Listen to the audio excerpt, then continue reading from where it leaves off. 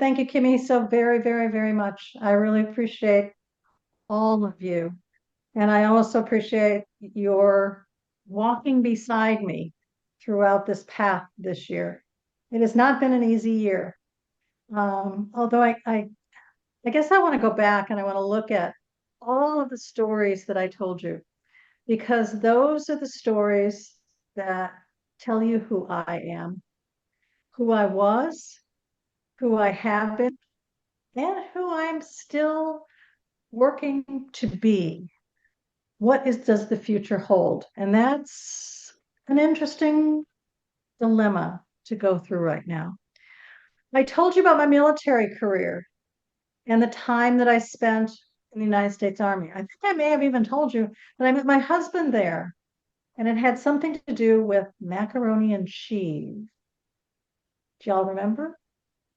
He was going to cook me dinner.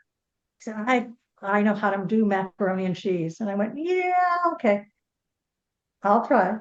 Well, we had macaroni and cheese, but not macaroni and cheese.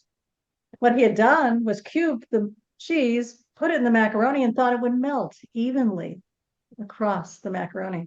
Well, of course it didn't. So I said, tell you what, I'll make macaroni and cheese tomorrow night and see what the difference is. Well, I made macaroni the next night, and we've been married for 51 years. What does that tell you? Macaroni and cheese can be the key to a successful marriage. I've told you about, being a protocol officer for a four-star general and how I shared with him that he didn't choose chef salad every time he had lunch with his colleagues. No, he chose the cheapest thing on the menu. Now, for somebody who was making a lot of money, that was really interesting. But I realized that what he was trying to do was not burden all of his officers with what he wanted to eat. Instead, he chose what would be commonly appreciated and less expensive. So I thought, can I be creative? Can you be creative in the military? Obviously you can. And I went to the chef and I said, can we do 3 fantastic meals that cost less than chef salad? Ooh, I think I can. And he did. So I chose one of those. And I also noticed that the general just looked at the money side. And then he went back up and he circled the cheapest entree. So I took it back, showed it to my colonel, and he goes, he's not going to like it. Well, we get to lunch and there's a salad, and he's very confused. And for him to be confused, that was very unusual. And at that point, he goes, what's this? Lunch, sir. So we go through the entire meal. He eats it. He looks delighted. What can I say? And I get back to the office, and the colonel says, he wants to see you. And I can see him doing this because we had a bet that the general wouldn't like it and I would get fired. So I went in, did my thing, and he said, Lieutenant Frank, what was that? I said, lunch, sir. I never select that. I always select chef salad. I said, no, sir. You select the cheapest thing on the menu. He said, I do. I go, yes, sir, you do. Because chef salad was on that menu. It was number 2. Oh, he said, so I can have a choice? Oh, yes, sir, you can have a choice. He said, how many do I have? I said, you have 3. He said, make it 5 and I'll be happy. So we can make that happen. Walked out the door. His second in command comes out of his office and he goes, what the heck was that? I expected chef salad and I got this beef cubes. What?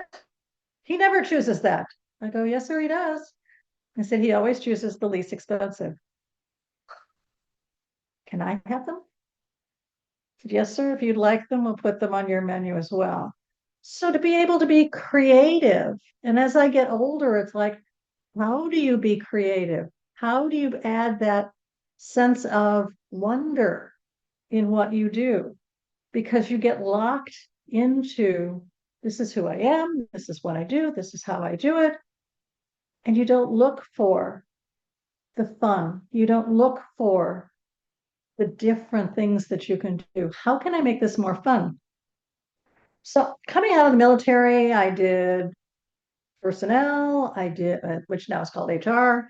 I started to do training. I trained all over the world, from Chicago to Houston to Miami to New York to Boston, Toronto, Mexico City, Panama, Tokyo, Hong Kong, Paris, Lund, Sweden, Dublin, and that's just to name a few.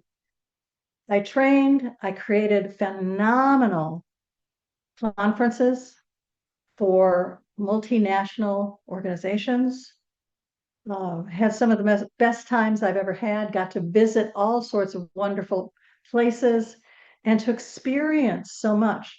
Experiencing Paris in January is really cold, I can tell you that. And having to walk makes it even colder. So I have had such a phenomenal life. And now what do? I work for an organization that does hospice. We do in-home hospice care, we do in-facility hospice care. And so it's a lot of end of life sort of stuff.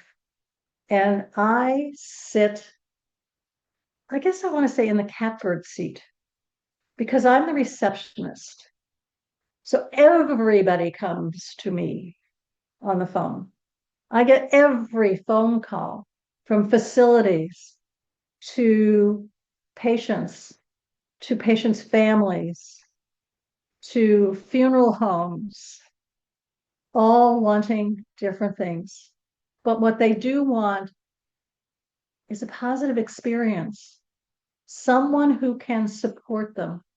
And having worked with so many different levels of management and so many different levels of education and of experience in the military, in the banking industry, when I was contract teaching with Kepner Trigo and doing problem solving and decision making in places like tire putter honors on cars.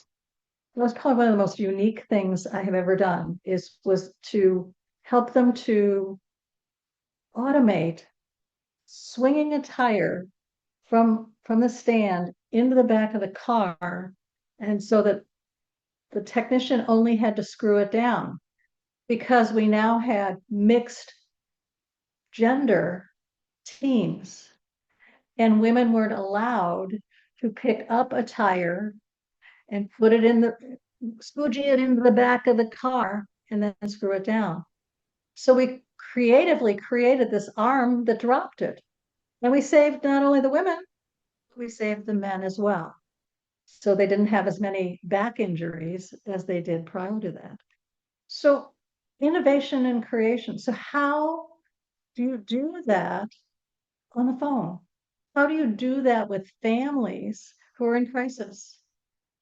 How do you connect with them? And that's what I'm learning now.